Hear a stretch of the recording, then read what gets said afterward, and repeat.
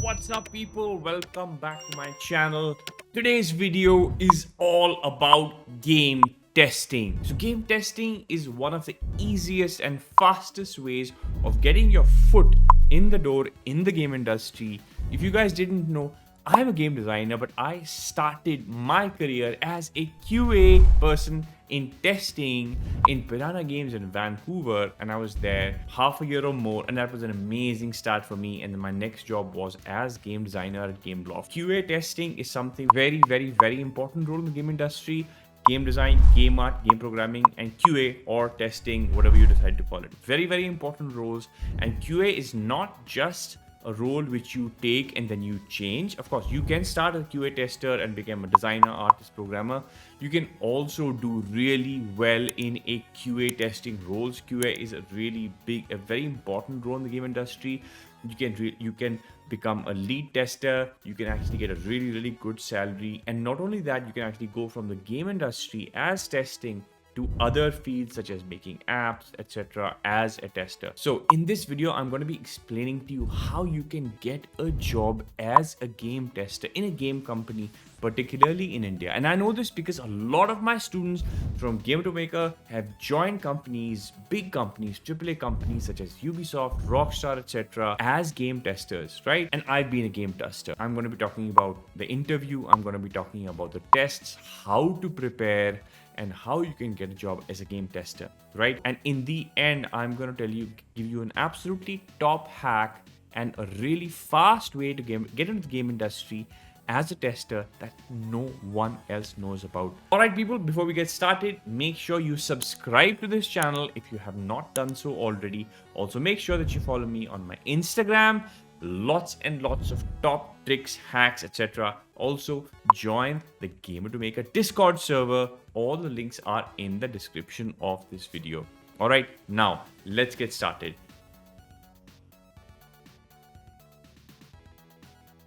Game testing. Now, the most important thing to remember about getting a job at a game tester at a game studio is that you have to be very familiar with their game titles.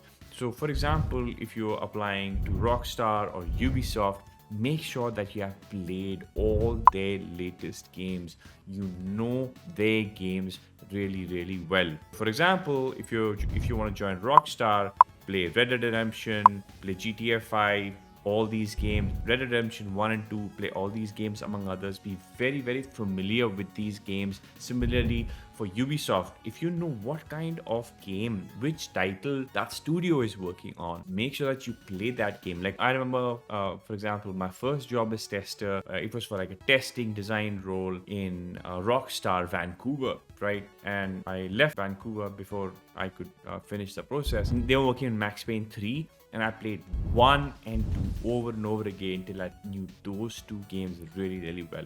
So make sure that your preparation involves playing the games, understanding the mechanics, understanding the missions, understands everything about that game really well. Okay, secondly, you should have a basic knowledge of the QA process and of testing. Okay, you have to understand what is a bug. Research it, Google it, use ChatGPT, find out what is a gaming bug. Next, find out what is smoke testing. Once again, you can Google this, easily available on the internet. Find out what is smoke testing, especially for gaming. Find out the meaning of smoke testing, what it is. Next, find out how to write a bug report. Okay, hopefully I'll be able to make more videos telling you about this stuff, but find out how to create a gaming bug report. Google this and find out. These are the really basic things that they will ask you in the test. You should be able to understand this. In fact, another good idea is to actually create a small bug test report for their games. For example, play a Ubisoft game, play Prince of Persia, or play any of their Assassin's Creed games, and if you find any bugs, actually make a bug report, just a mock bug report. You can actually show them that. They will be really impressed because they know you have an understanding of the QA system, and they're going to spend less time in training you. Now, in the interview, you have to show that you have a passion for gaming, that you love playing games. That passion has to come through in the interview. And you should not only be playing their games, you should be playing other games of similar genres so you have an understanding of that genre really well. So you have to prove that you're a passionate gamer. Okay, now let's talk about the interview process. So here's what happens. First of all, if that studio is working on a particular platform, they are going to give you a proficiency test for that particular platform. This could be for PC, this could be for PlayStation, this could also be for Xbox. Alright, during the interview, candidates will be tested on their PlayStation skills. It's advisable to play practicing games like GTA, RDR2 on a PlayStation controller for at least 2 weeks before the interview. Okay, avoid playing on a non-PlayStation controller, or if you're interviewing for Xbox, for example, do not play on a non-Xbox controller, right? As they will be addressing your proficiency with that particular controller and that particular control system. Okay, make sure that you are well versed in all game levels of these titles. You should know all the game levels.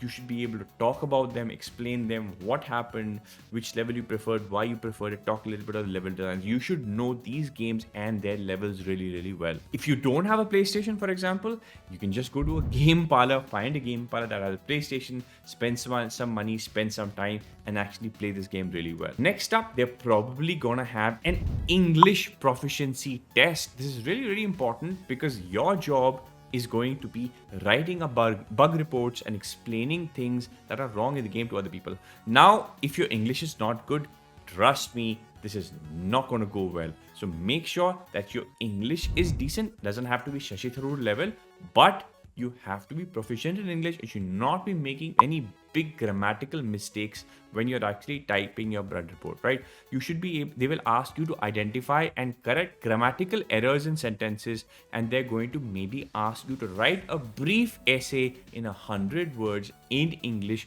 on any particular topic. And this is going to be done live, so that you cannot use chat GPT on something else. Also, make sure you have familiarity with major game characters such as the protagonist and the antagonist, which will also be tested. It's important to learn these names accurately. Next up, let's go deeper into the interview. At some point, you're going to have face-to-face interviews with the QA directors and the QA leads. Okay, so first, introduce yourself, keep your introduction concise and focused. Be genuine and don't talk too much. Don't avoid over elaboration, etc., and giving irrelevant details. All right, in the interview, next up, they will probably ask you, so when is the last time you played a game from our company, from Ubisoft or Play Simple or Rockstar or whatever? And the right answer is yesterday. I played this game just yesterday, because it demonstrates your enthusiasm and passion for these games. They might ask yourself